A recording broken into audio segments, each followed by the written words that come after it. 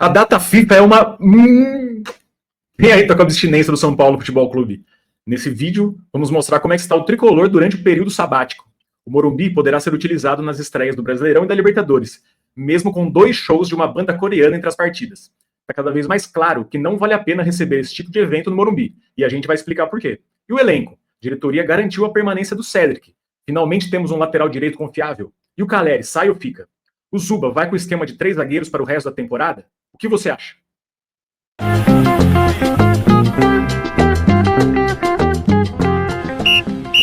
Bom, esse vídeo é para você que, assim como a gente, odeia a data FIFA. Tem um completo desprezo pela data FIFA. E também pela CBF, pela Federação Paulista de Futebol. Porque o São Paulo, por exemplo, foi eliminado no dia 10 de março e ele só vai voltar a jogar no dia 29 de março. Ou seja, 19 dias sem jogo, né? Sim. E aí, tudo bem? Tudo bem. Tá preparada? Tirando a data FIFA, tudo bem. É insuportável, né, gente? Deixa aí no comentário. Eu odeio a data FIFA. Eu não suporto a data FIFA. É insuportável, é muito chato. Exato. Você fica sem... A gente fica sem ter jogo do São Paulo e a gente ama odiar. Exatamente. Ou odeia amar, né? Odeia amar São Paulo. Então a gente vai começar já compartilhando uma tela, porque a gente fez o calendário, né, dos próximos jogos do São Paulo. E aí fica mais fácil para a gente ir comentando e vocês visualizando como é que vai ser essa sequência. Então aqui a gente tem a data e o horário dos jogos, data e horário, jogo e o local do jogo e a competição. Sim, certo? Certo. Então é o seguinte, já divulgado horário, tudo certinho. O São Paulo estava com receio, o São Paulino estava com receio que o Morumbi não pudesse ser utilizado devido aos shows da banda Stray Kids, o novo New Kids on the Block. Você lembra do New Kids on the Block? Isso aí é só para os velhos decrépitos, como nós. Então, Stray Kids é a banda de K-pop. Então, vamos lá. O São Paulo vai estrear no Brasileirão no dia 29 de março, sábado, às 6h30 da tarde. Mudou, né? O São Paulo estava programado para fazer o jogo no domingo, mas eu acho que no final das contas acabou sendo bom para o São Paulo, porque vai poder utilizar o Morumbi.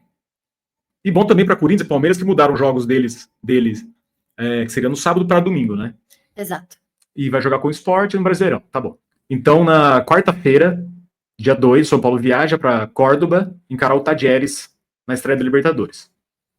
No final de semana, no sábado seguinte, no dia 5, o São Paulo encara o Atlético Mineiro em Belo Horizonte, no Brasileirão. E nesse mesmo dia, no dia 5, e no domingo também, no dia 6, são 2 shows. Vai ter a show do New Kids on the Block, do Stray Kids, a banda de K-pop. É pop coreano. Pop coreano, né? No Morumbi. E o São Paulo tava louco para que o jogo seguinte da Libertadores, que é a estreia do São Paulo em casa na Libertadores, ocorresse na quinta-feira. Porque existiam 3 possibilidades de data para esse jogo: terça, quarta e quinta. Se o jogo fosse na terça e na quarta, não daria tempo para desmontar todo o aparato do show, né? Mas aí também fica um questionamento.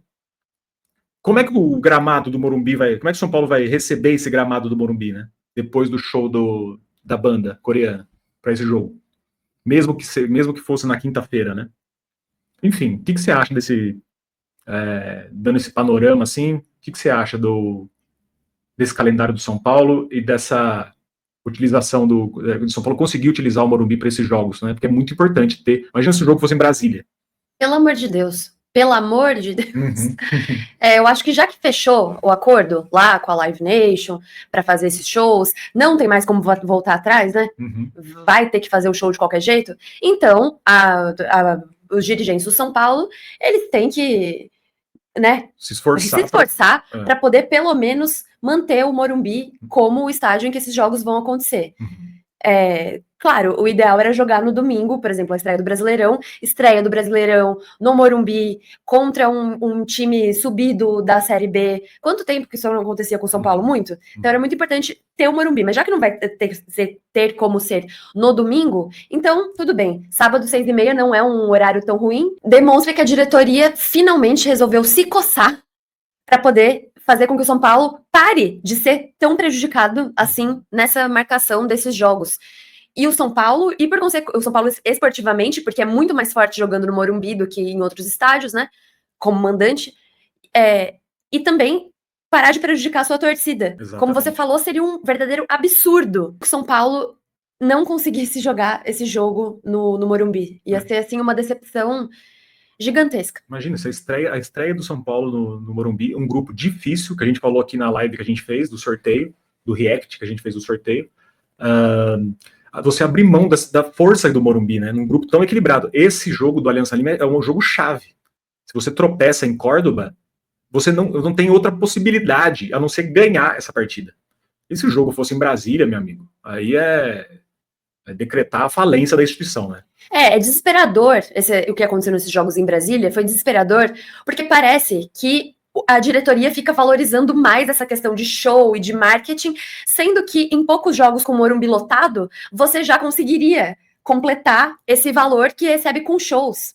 Então, se a questão é dinheiro, né, que São Paulo é um clube endividado, com dificuldade financeira, será mesmo que vale a pena fazer os shows, sendo que você vai perder esportivamente? E aí você perde a vantagem de jogar num bom gramado, que é o Morumbi, com a dúvida que fica como é que será que vai estar esse gramado, e com a força e a mística do Morumbi, porque quem acha que esse negócio não entra em campo, é claro que entra em campo, é claro que entra em campo. Aquela vez que o São Paulo tirou a vantagem lá do Corinthians, o Lucas voltou no Morumbi, todo mundo diz que foi uma atmosfera fantástica, os jogadores mesmo dizem que se não fosse a atmosfera, talvez eles não tivessem conseguido virar o jogo. E essa atmosfera você só consegue na sua casa. Não, e aquilo, né? A gente torcer para que as próximas fases, São Paulo passar, não tenha esse impasse, né? Porque no ano passado já teve. Se o São Paulo se classificasse diante do Atlético Mineiro na Copa do Brasil, ele não poderia jogar o jogo da semifinal da Copa do Brasil, acho que é contra o Vasco, no Morumbi, por causa de show. Ou seja, isso daí ainda vai dar pano para manga caso o São Paulo for desempenhando esportivamente. Pode ser que haja um impasse desse de novo. Enfim. Ótima lembrança. O Casares, eu senti que nessa semana, no sorteio ele foi entrevistado no Paraguai, no sorteio da Libertadores, eu senti ele bem acuado. Ele é um pavão, né? Ele gosta de falar, mas ele estava bem inibido, assim, falando que ia dar explicações, deu explicações lá sobre o Marinakis, falou que vai dar explicações sobre o Fidik. É bom que faça mesmo, né? Que a torcida está esperando ser uma conduta mais transparente dele e que ele tenha, pela primeira vez, colocado um pouquinho da sandália da humildade. Normalmente tem esse jargão no futebol, falar menos e trabalhar mais. No caso dele, ele tem que trabalhar mais e também falar mais. Exato. Falar mais e trabalhar mais. Perfeito. E para dar o gancho, então, sobre o que a diretoria tem feito, na mesma cerimônia da Libertadores, o Belmonte disse que o São Paulo vai contratar o Cédric em definitivo, né? Ele tinha um contrato de empréstimo curto.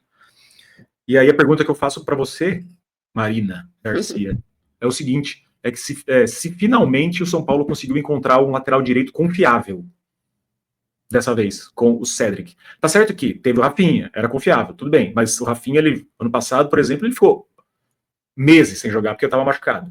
Entrou o Igor Vinícius. Isso. Finalmente a gente vai ter alguém consistente nessa posição? O Cédric, ele chega com essa bagagem de Europa, né? Não é um jogador tão novo também. Eu acho que é um pouco cedo ainda para dizer, mas eu acho que nos testes que ele pôde fazer, né? Assim, digo, contra o Palmeiras, jogos um pouco maiores, assim, ele foi bem. Eu acho que ele tem uma virtude que ele se posiciona muito bem em campo, às vezes o contrário do Igor Vinícius, né? Que ele não gosta, mas eu particularmente tenho. Eu gosto dele também, quando ele é fragmentado, eu gosto dele. O Cédric, ele corre certo. O Igor Vinícius corre um pouco errado. Exato. Aí você vai ver no GPS do jogador, tá lá que o Igor Vinícius correu 20 km, o Cédric 10. Só que o Cédric jogou melhor. Aí você fala assim, por quê? Porque o cara corre errado. Exatamente. O outro se posiciona melhor. Eu acho que o Igor, que assim, o Cédric, ele tem a possibilidade, né, de ser mesmo o titular, mas eu não acho que o Igor Vinícius seja descartável também. Eu acho que em alguns jogos, por exemplo, por incrível que pareça, ele é um jogador que joga muito bem no Allianz Parque. Exato. Com o São Paulo visitando o Palmeiras. Isso eu digo Igor Vinícius. Enfim, ele tem ali algumas virtudes, mas eu realmente acho que o Cédric é um pouco melhor. É interessante também trazer a informação que o André Hernan deu no UOL. Eu vou ler aqui para vocês, tá? No meu celular. O Cédric, ele tem sido visto como um Rafinha mais novo no São Paulo. Então, segundo as aspas do André Hernan, O Cédric está adaptado, gostou do Brasil e gostou do clube, do São Paulo. E uma informação que é legal. Eu ouvi que já estão vendo o Cédric, dentro do São Paulo, como um Rafinha mais novo. Um cara que tem a experiência do futebol europeu, da seleção portuguesa, e que mesmo tendo chegado agora, já exerce o seu papel de liderança. Já vira uma referência para os mais jovens. E aí vem a parte financeira, né? O salário dele não é de um jogador nível europeu, mas, agora com essa renovação, vai ter um aumento. O Cédric deu sinal positivo e esse contrato vai ter extensão. Mas o Cédric quer ficar mais tempo, né? Ainda mais tempo. A ideia dele é ficar ainda mais tempo no São Paulo. Eu acho que é importante mesmo que tenha esse jogador, que também seja até uma referência técnica, que eu acho que é o caso do Cédric, que ele é bom tecnicamente. E é isso. Agora, nós vamos saber quanto vai custar, né? Exato. Agora, a gente vai falar do Caleri. Porque a internet aí ficou... São Paulino ficou, assim, maluca, né? Mas muita gente até justificando que poderia ser uma boa a saída dele. O que pra gente é um absurdo. Você achar que o Caleri, que esse cara aqui, não é importante pro São Paulo, né? Porque a informação que rolou na internet foi que o Boca Juniors teria interesse em contratar o Caleri para jogar o Mundial de Clubes. O Super Mundial, né? O Super Mundial de Clubes. Antes da gente falar sobre isso, eu quero que você dê sua opinião. Tanto sobre o Cédric, quanto sobre a possibilidade de show no Morumbi, que a gente já falou que a gente é contra, e o Caleri. Tá? Deixa sua opinião aí, seu comentário. Antes de deixar o comentário, também se inscreva e curta o vídeo e ative o sininho. Assine o sininho para receber as notificações. Certo? O que você acha? É uma loucura, torcedor de São Paulo, na nossa opinião, achar que o Caleri não é importante pro time, né? Assim, eu acho uma insanidade. O jogador, ele vai ter oscilação. Qualquer jogador tem oscilação. Sempre demonstrou ser muito identificado com São Paulo desde o primeiro dia da primeira passagem. E o quanto que ele é importante no campo. Ele é o capitão do time. Imagina, você vai dar o capitão do seu time pro Boca Juniors. Exatamente. Sempre gostei muito do estilo de jogo do Caleri e do estilo de personalidade dele também, porque eu acho que o futebol não é feito só de, né, o campo e bola, no caso de um jogador. O Caleri, ele é muito sanguíneo. Eu acho que em algum momento do ano passado, eu acho também, né, isso não é informação, é uma sensação, que ele sentiu muito a questão da morte do esquerdo. E que o São Paulo não forneceu aos jogadores que mais sentiram isso o devido apoio nessa fase de lidar ali com o luto e meio que com trauma, de você ver o cara cair morto dentro do seu lado, né? Então eu acho que ele, meio que a coisa dele se dividiu entre antes e depois disso. Sim. E foi por isso que a torcida começou a implicar com ele. Porém, não dá pra se desprezar que você sempre vê esses vídeos assim na internet do pessoal perguntando pra torcedores de outros clubes na porta do estádio. Perguntam, qual jogador de outro clube você quer? Do São Paulo, Caleri, do São Paulo, Caleri, do São Paulo... Todos falam. O zagueiro, qual é o atacante mais difícil de enfrentar no futebol brasileiro? Caleri, Caleri, Caleri. Então, ele realmente não é desprezível. E outra, você vai contratar, vai deixar só o André Silva e o Rio Francisco? Será? Pra temporada inteira? Exato. Isso me parece uma loucura. E eu acho que ele já se reconectou com essa coisa muito brigadora dele. Porque realmente, pra ele valer a pena, ele tem que dar esse tudo dentro de campo. E ele, pra mim, esse ano, ele voltou a dar tudo dentro de campo, e ser muito elétrico, muito ligado no jogo, incomodar o zagueiro o tempo todo, eu jamais mandaria embora. Até porque, por que ele iria pro Boca em específico? Para disputar o Super Mundial? O Super Mundial é um mês, e o resto da temporada, o Boca Juniors não tem nada, não tá nem na Copa Sul-Americana. E vamos ser bem sinceros, não tem a menor chance de passar da primeira fase do Mundial. Pois é. E é isso. Quem não concorda com essa análise aqui, tá errado. Já tô falando.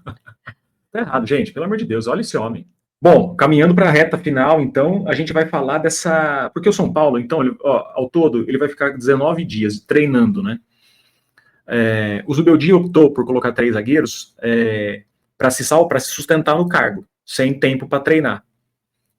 Da mesma forma com que ele teve tempo para treinar 4 atacantes.